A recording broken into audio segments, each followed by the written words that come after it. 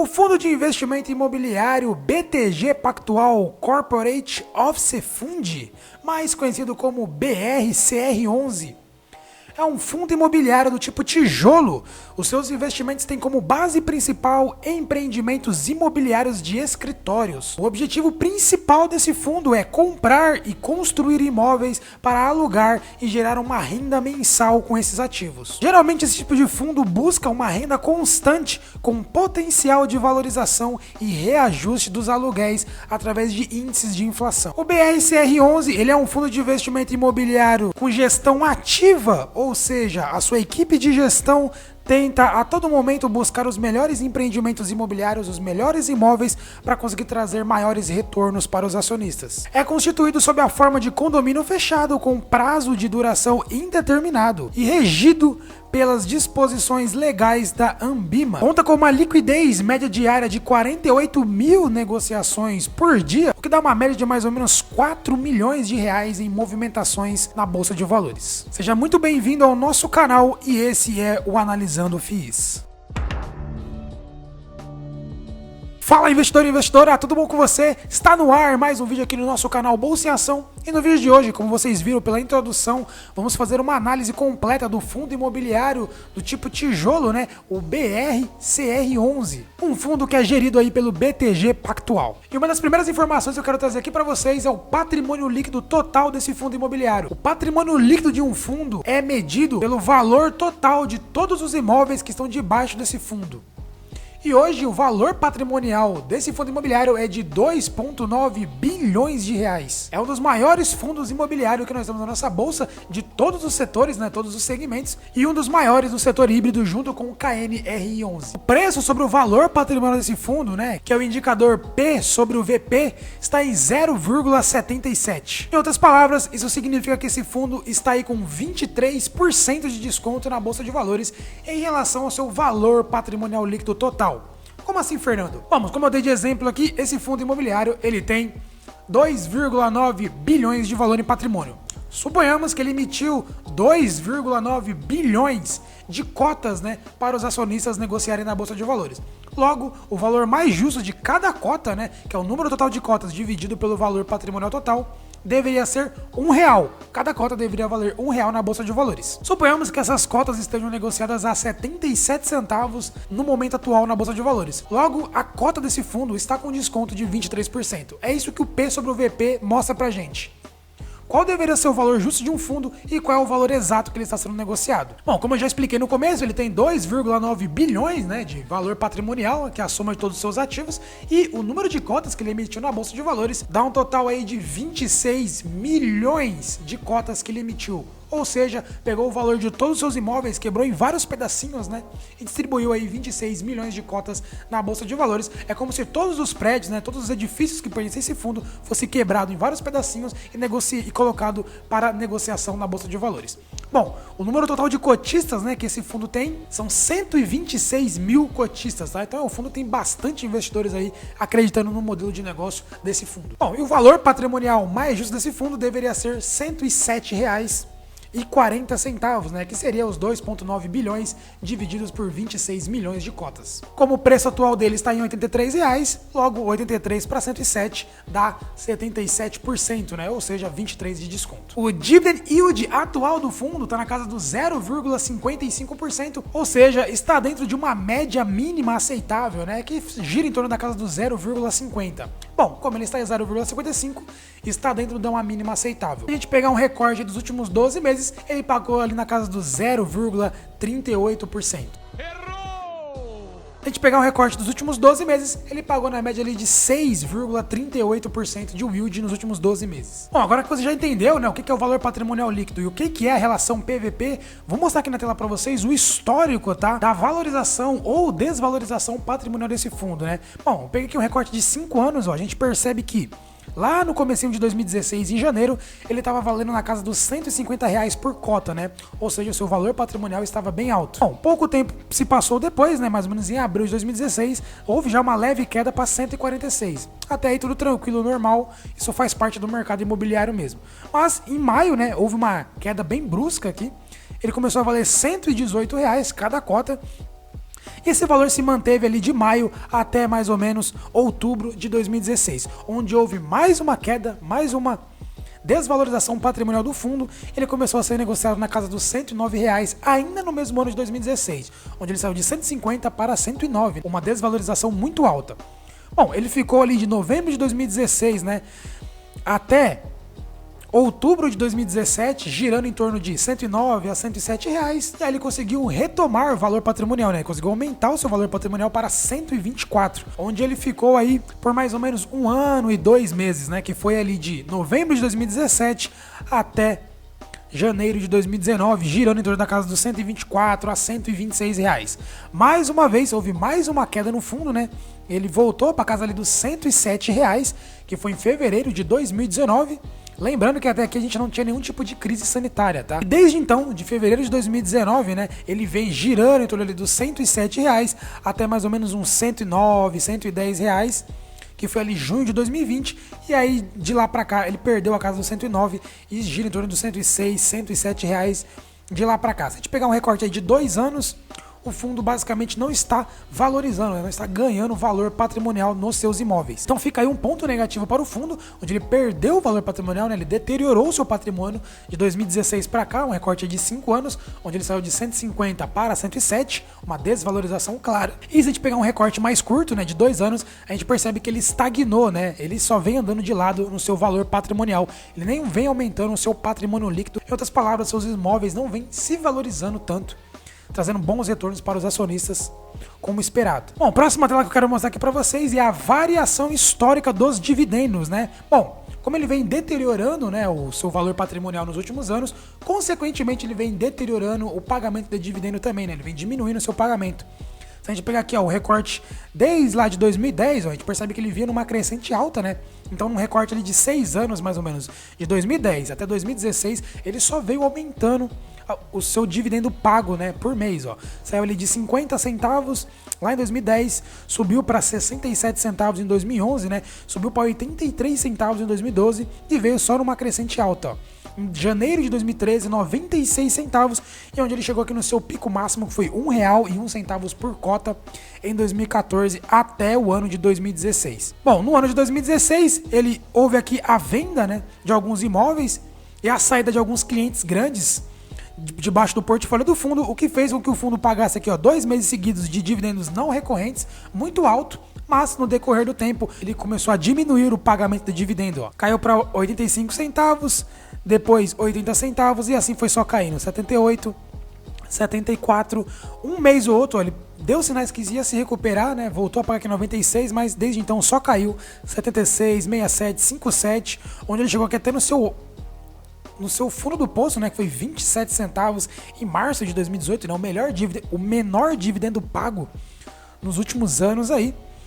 E atualmente está com o dividendo aí na casa dos 46 centavos, o que é o mesmo dividendo que ele estava pagando ali lá em janeiro de 2018, né? Um pouquinho a mais, na verdade, né? Ele estava pagando ali na casa dos 40 centavos, hoje está pagando 46, então claramente no recorte ali dos últimos 3 anos, basicamente ele estagnou o seu pagamento de dividendos, girando ali em torno da casa dos 40, 45 centavos, um mês ou outro ele consegue pagar um pouquinho a mais, ó, como aqui em 2019, ó, 56 centavos, mas já voltou a cair novamente, então ele é um fundo que ele não tem uma certa consistência no seu pagamento, né?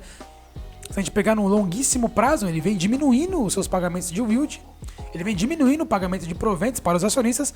E se a gente pegar no recorte de mais curto prazo dos últimos 2 anos, por exemplo, né, de 2019 para cá, ele vem mantendo uma média de 40 centavos, mas é uma média muito baixa em relação ao seu dividendo histórico. Por isso que a sua cota vem caindo, né, nos últimos anos. Por isso que também está com esse desconto de 23%, porque o fundo vem perdendo valor patrimonial e, consequentemente, diminuindo o seu dividendo nos últimos anos. Bom, vamos falar das taxas agora, né? Existem basicamente 5 tipos de taxa que os fundos imobiliários podem cobrar, né? E o BRCR11 ele cobra 2 dessas 5 taxas possíveis, né? A primeira taxa que ele cobra é uma taxa de gestão de 1,5% sobre o valor de mercado. Talvez esse valor de gestão seja um valor um pouquinho alto demais em relação ao retorno histórico que esse fundo vem dando nos últimos meses e anos aí, né? Como eu mostrei para vocês, ele vem deteriorando o valor patrimonial, ele vem diminuindo o seu dividendo, talvez não justificaria essa taxa de gestão um pouquinho elevada, na minha visão, pelo menos, de acordo com o retorno histórico, né? E a segunda taxa é uma taxa de administração de 0,25% ao ano, também do valor de mercado desse fundo. Então, ao todo aí, você é taxado em 1,75% ao ano, se somar as duas taxas. Bom, vamos falar aqui agora da quantidade de imóveis. Esse fundo existem 14 imóveis, né? 14 prédios, edifícios comerciais debaixo do portfólio desse fundo. Estou aqui no site oficial do fundo imobiliário, aqui a gente pode ver algum desses prédios, né? Basicamente, a diversificação geográfica desse fundo é de apenas 2 estados, né? São Paulo e Rio de Janeiro, sendo uma concentração muito maior em São Paulo. Então aqui você pode ver, ó, alguns dos prédios que existem por debaixo do portfólio desse fundo. Eu, como sou daqui de São Paulo, eu posso dizer para vocês que são edifícios em classes altas aqui de São Paulo, né? Edifícios em regiões nobres aqui, nos principais centros comerciais de São Paulo. Então, assim, são edifícios bem localizados, né? A avaliação desses edifícios também são AAA, né? Alguns deles. Com base nessas imagens aqui, dá pra gente ter mais ou menos uma dimensão da qualidade dos imóveis e da qualidade do portfólio desse fundo imobiliário. Bom, vamos falar agora daqui das vacâncias desse fundo, né? Existem basicamente 2 tipos de vacância, que é a vacância física e a vacância financeira. Bom, vocês estão vendo aqui na tela, eu entrei no relatório trimestral desse fundo, que pega ali o período de janeiro a março. E a vacância física desse fundo fechou março ali em 21%, né? Que é uma vacância considerada muito alta, muito elevada. Então aqui se encontra mais um dos motivos do porquê esse fundo está bastante descontado na bolsa, porque ele está com muita vacância física, né? Para você que não entende, a vacância física é a quantidade de metro quadrado que está vago nesse fundo, né? Então basicamente 21%, né, dos espaços alocáveis desse fundo está desalocado, né? Está sem cliente, está sem renda. Então isso é mais um ponto negativo desse fundo. Bom, e falando aqui agora da vacância financeira, como vocês podem ver aqui no relatório trimestral desse fundo, a vacância financeira se encontra em 9,6%, né? O que isso quer dizer? Quer dizer que da capacidade total de arrecadação desse fundo, o fundo está arrecadando 9,6% a menos. Bom, mas como nesse relatório tem apenas os meses de janeiro a março, né? Eu fui buscar aqui se tinha históricos mais recentes, né? Como abril e maio, por exemplo. De junho, como o mês ainda não acabou, não vai sair. E pelo que eu busquei aqui, o mês de maio também não saiu ainda a vacância do mês de maio. Então, o que eu consegui encontrar aqui mais atualizado depois do fechamento do primeiro trimestre foi o mês de abril, né? E a vacância física no mês de abril subiu de 21% para 22,3% e a vacância financeira se manteve ali em 9,4%. Então o fundo ainda se encontra com esse problema aí de vacância, tanto física quanto financeira. Bom, vamos falar agora aqui das receitas e dos contratos desse fundo. Vocês estão vendo aí na tela essa imagem, ó, que é a receita de alocação e portfólio. Bom, se a gente pegar aqui, ó, o primeiro TRI de 2020 em comparação com o primeiro TRI de 2021, né? A gente vai ver que houve um aumento na receita aqui, ó, em 44,7%, onde o fundo saiu de 13 milhões de receita para 19 milhões de receita. Mas se a gente comparar ali o último mês, né, de 2020 com esse fechamento de 2021 do primeiro TRI, houve uma redução de 2,2%. Aqui, até então, tudo normal, 2% é uma variação tranquila, mas eu fico um pouco otimista agora com esse crescimento aqui de 44% nas receitas, tá? Em comparação com o começo da crise do ano passado, já que em março a gente estava no pico da crise, né? Ninguém sabia muito bem como que ia ser, então vários inquilinos entregaram os imóveis, né? Por isso que houve uma redução muito grande nas receitas do fundo aqui. Mas agora em 2021 já percebe que houve um aumento, né? Então provavelmente com todo mundo sendo vacinado aí para os próximos meses, eu acredito que os inquilinos vão voltar, principalmente pela qualidade dos imóveis, né? Que eu mostrei para vocês aí nas imagens. Provavelmente os inquilinos vão voltar e aí o fundo vai voltar a ter receita, provavelmente pode melhorar ali esse pagamento de dividendos, tá? Bom, se a gente for olhar aqui o cronograma de vencimento dos contratos, ó, aqui fica um ponto positivo para o fundo também. A maioria dos contratos vai vencer no longo prazo, ó. A gente tem aqui, ó, 2,8% só, né? Uma porcentagem bem pequena que vai vencer nesse ano, 3,8% que vai vencer no ano que vem, 7,9% que vai vencer em 2023, né? Ou seja, o fundo tem mais ou menos 2 anos ainda já para começar a se preparar para essas possíveis mudanças, né? Em 2024 e 2025, ó, já é um pedacinho um pouquinho maior aqui. 26% dos contratos vencem em 2024, 13% em 2025. Ou seja, até 2025, né, o fundo aí tem pelo menos ali de 4 a 5 anos para começar a mexer os pauzinhos e a estudar novos clientes, né? Porque metade dos contratos vai vencer até 2025. E aí depois de 2025, né, o resto dos contratos vão começar a vencer, né, que dá ali mais ou menos 44,8%. Então assim, os contratos são aí de mais ou menos curto, médio prazo para vencimento, tá?